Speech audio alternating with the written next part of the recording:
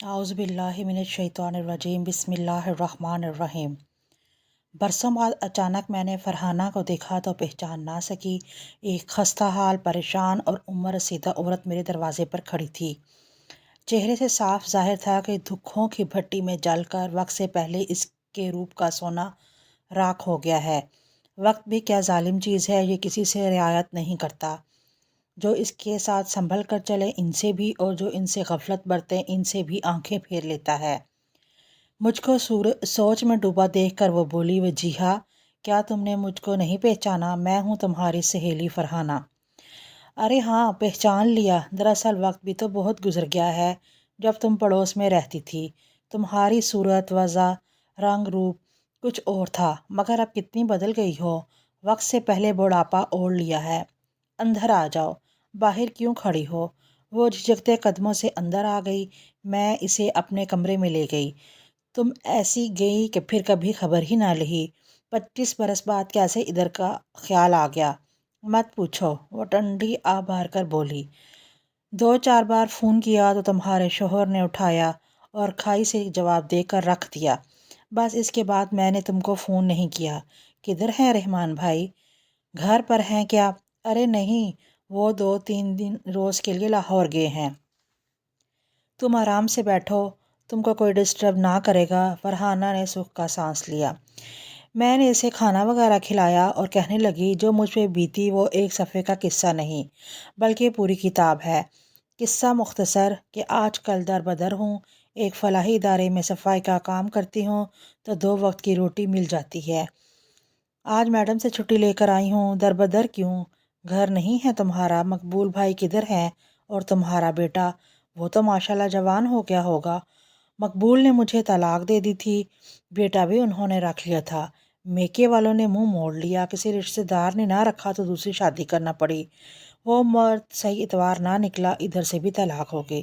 مجبوراً گھر کی چھت کی خاطر تیسری شادی کی، مگر قسمت نے ساتھ نہ دیا، وہ چل بسے۔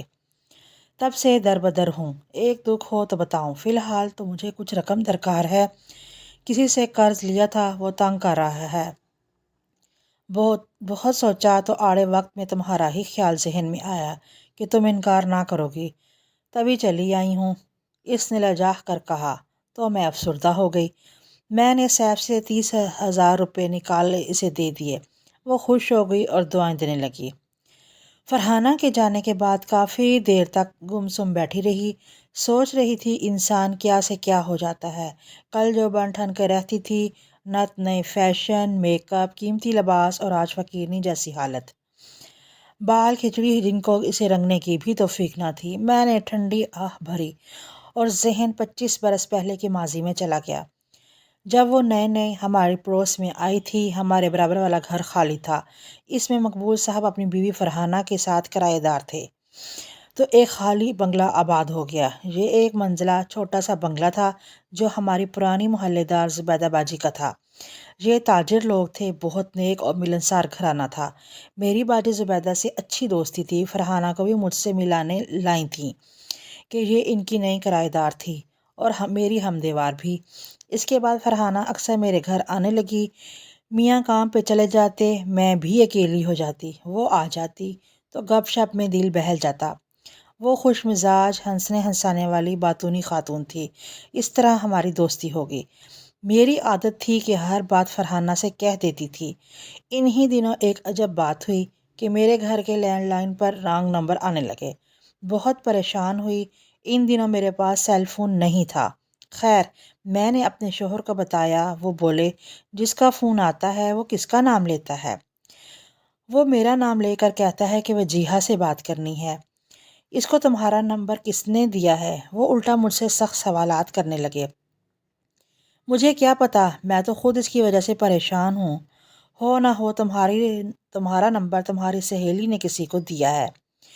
ان کا شک فرحانہ پر تھا، کیونکہ ان دنوں وہی روز ہمارے گھر آتی تھی۔ ایک روز فرحانہ میرے گھر آئی۔ اس کے آنے کے چند منٹ بعد فون کی گھنٹی بجی۔ میں نے فون تالے میں رکھا ہوا تھا۔ فرحانہ بولی، تالا کھولو، میں بات کرتی ہوں۔ میں نے کہا، رہنے دو، ہم نے بات نہیں کی۔ یوں میں نے اس بات نہیں کرنے دی۔ اس کے بعد میرے شوہر نے فون پر آبزرویشن لگوا دی۔ میں نے یہ بات بھی فرحانہ کو بتا دی، سو رانگ نمبر آنے بند ہو گئے۔ اس واقعے کے کچھ دن بعد ہی 2 آدمی فرحانہ کا پتہ پوچھتے میرے دروازے پہ آ گئے۔ میں نے گیٹ کے سوراخ سے جھانک کر دیکھا، وہ لوگ مجھے اچھے نہ لگے۔ آتے ہی انہوں نے میرا نام لے کر پوچھا، کیا یہ وجیہہ کا گھر ہے؟ میرا تو دل ہی دہک کر رہ گیا، اتنی پریشان ہوئی کہ کیا بتاؤں۔ رحمان گھر آئے تو ان کو بتایا، وہ بولے چاہے وہ فرحانہ کے قریبی رشتہ دار ہی کیوں نہ ہوں، مگر اسے غیر مردوں کو تمہارا نام بتانے کی کیا ضرورت تھی؟ بہتر ہے کہ تم اس عورت سے دوستی چھوڑ دو۔ اس کے آنے کے بعد سے ہمارا گھر رانگ نمبر کا سلسلہ شروع ہو گیا تھا، لہٰذا شوہر کو کیا الزام دیتی چپ ہو گئی۔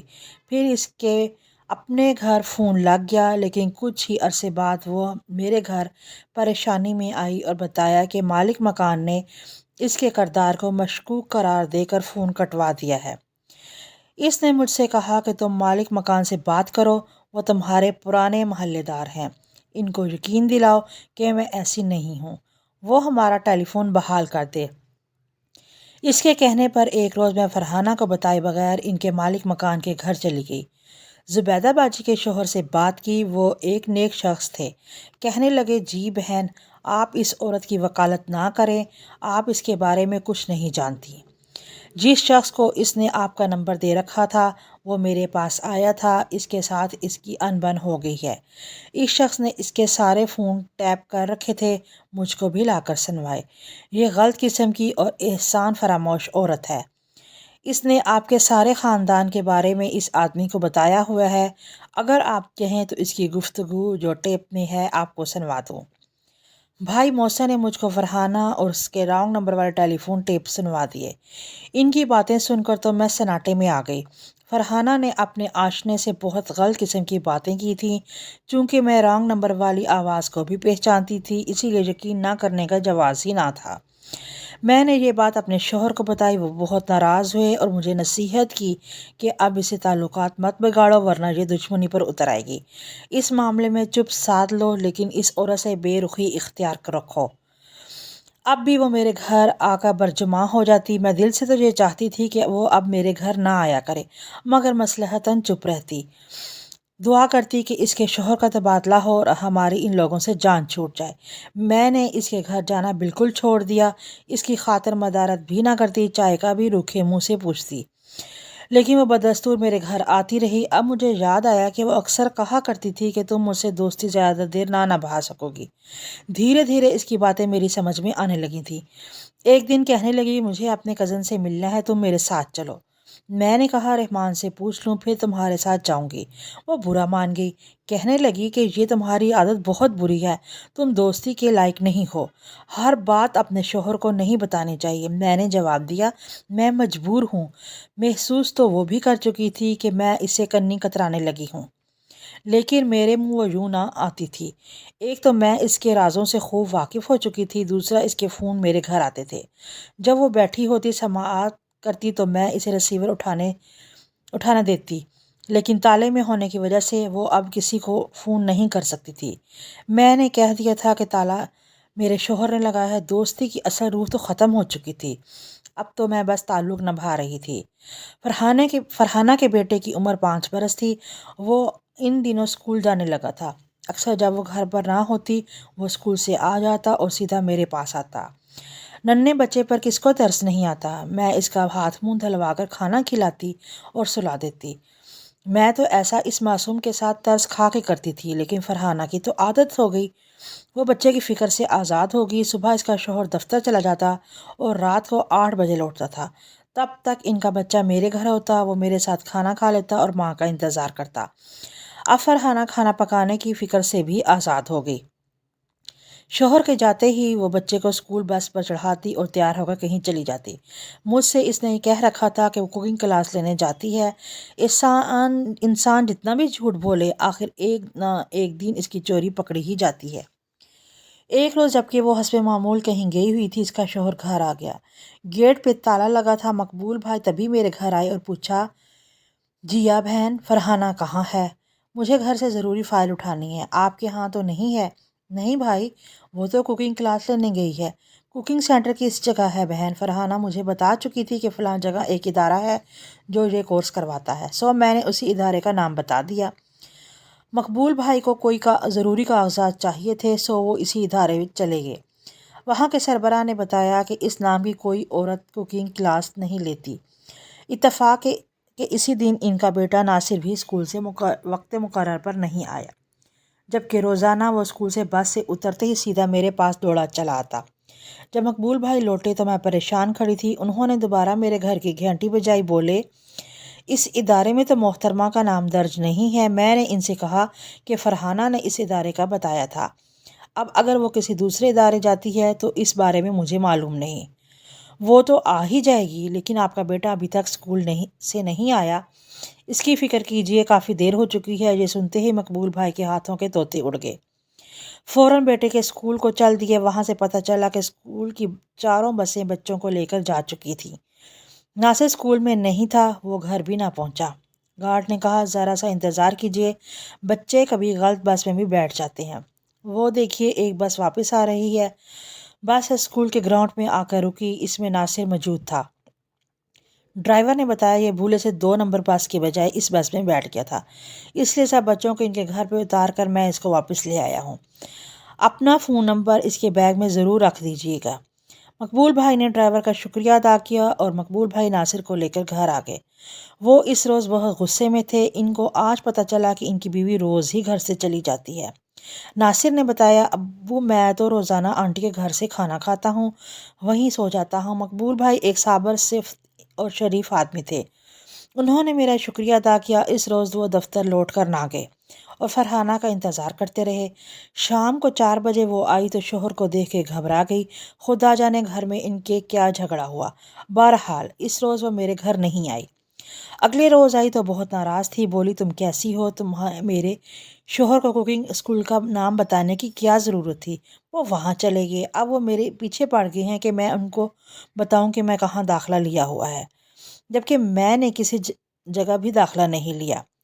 فرحانہ اس میں میرا کوئی قصور نہیں، تم مجھ کو اصل بات سے آگاہ رکھتی تو میں ایسا نہ کہتی۔ مجھے کیا خبر کہ تم مجھ سے جھوٹ بول کر کہاں کہاں جاتی ہو۔ لیکن وہ اپنے کیے پہ شرمندہ تھی اور نہ ہی اس نے میرا شکریہ ادا کیا۔ لیکن اس واقعے کا یہ اثر ضرور ہوا کہ اس کے بعد وہ گھر سے کہیں نہیں جاتی تھی۔ اس کے بعد میاں بیوی کے درمیان ایک کھچاؤ سا پیدا ہو گیا تھا، اکثر ان کے گھر سے جھگڑے کی آوازیں بھی آتی تھیں۔ اس بات کا ذکر میں نے اپنے شوہر سے کیا تو انہوں نے کہا کہ میں نے تم کو پہلے ہی بتا دیا تھا کہ یہ عورت ٹھیک نہیں ہے، تم نے میری بات نہ مانی۔ اب دیکھ لو، ہم مرد زیادہ تجربہ کار ہوتے ہیں، تم لوگ تو گھر کی 4 دیواری میں رہتی ہو، تم کو زمانے کی کچھ خبر نہیں کیا باہر ہو رہا ہے۔ یہ ہمیں پتہ ہوتا ہے اور ہم اڑتی چڑیا کے پر گن لیتے ہیں۔ جتنی مجھے فرحانہ سے دوستی کی خوشی ہوئی تھی وہ سب ختم ہو گئی، لیکن اب تو میں یہی دعا کرتی کہ خدا کرے یہ یہاں سے چلی جائے۔ خدا کا شکر ہے 2 ماہ بعد ہی مقبول بھائی کا تبادلہ دوسرے شہر ہو گیا اور یہ لوگ ہمارے پڑوس کا مکان خالی کر گئے۔ ان کے جانے سے مجھے سکون ملا اور جان میں جان آ گئی۔ اکثر محلے والیاں مجھے اشارتاً اس کے ساتھ دوستی رکھنے سے منع کرتی تھیں، لیکن مجھ کو ان کی باتیں سمجھ میں نہیں آتی تھی۔ جب ذاتی تجربہ ہو گیا تبھی آنکھیں کھلی، اور بقول میرے شوہر اگر تم مجھ کو ہر بات بر وقت نہ بتاتی تو میں آج تم کو تمہارے ماں باپ کے گھر بھیج دیتا۔ اور میں سوچتی کہ اگر میں اپنے شوہر کو اعتماد میں نہ لیتی اور وہ تمام حالات کسی اور کی زبانی سنتے تو جانے میرے بارے میں کیا رائے قائم کرتے۔ فرحانہ کی کہانی سے یہ نہ سمجھنا چاہیے کہ ہر عورت دھوکے باز یا بے وفا ہوتی ہے، بلکہ حقیقت یہ ہے کہ عموماً عورت ذات وفا کا پیکر اور قربانی کا مجسمہ ہوتی ہے۔ وہ ساری زندگی اپنے محبوب خاوند اور اولاد کی خوشی کی خاطر اپنے دل کی خوشی اور مفاد کو پس پشت ڈال سکتی ہے۔ اس کی مثال اسی گھر میں آنے والی نئی پڑوسن کی ہے جس کا نام مریم تھا۔ ہمارے پڑوس میں جب یہ دوسرا جوڑا آ کر آباد ہوا تو ہم نے ان سے بالکل میل جول نہیں رکھا۔ ایک روز مالک مکان کی بیوی آئی اور بولی جیا بہن تم مریم سے نہیں ملی؟ وہ میری بھانجی ہے، یہ بہت اچھے لوگ ہیں۔ تب میں رحمان کی اجازت سے نئی پڑوسن سے ملنے چلی گئی اور پر دیکھ کر حیران رہ گئی کہ مریم کا شوہر مستقل ویل چیئر پر رہتا تھا، جبکہ مریم پڑھی لکھی اور ایک کالج میں لیکچرار تھی۔ وہ بہت خوبصورت، سگھڑ اور اپنے کنبے کی خود کفیل تھی۔ शोहर के माजूर होने के बावजूद इनका घर सुकून का गहवारा था। इनके 2 बच्चे थे जो स्कूल जाते। जब मेरा मरियम से ताल्लुक़ बना तो पता चला इसमें और फरहाना में ज़मीन आसमान का फ़र्क था। हैरान थी कि मरियम इस कदर लायक, मेहनती और पुरकशिश है तो इसकी शादी एक माजूर शख्स से कैसे हो गई।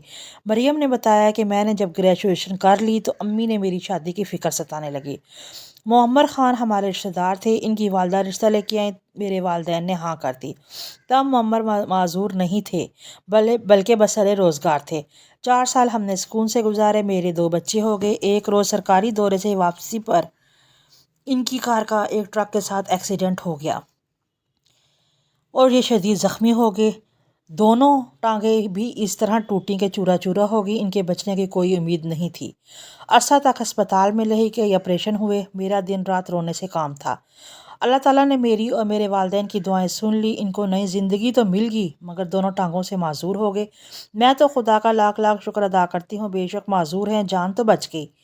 मेरे बच्चों का बाप अपने बच्चों के दरमियान मौजूद तो है, मेरे लिए यही बहुत है। मैं पढ़ी लिखी हूँ, कोशिश करके लेक्चर भी हो गई हूँ, लिहाजा बहुत सी खुशियाँ मिलने पे अपने रब का लाख लाख शुक्र अदा करती हूँ। इसने मुझे सुहागन रखा, शोहर के साथ बड़ी नेमत और क्या हो सकती है।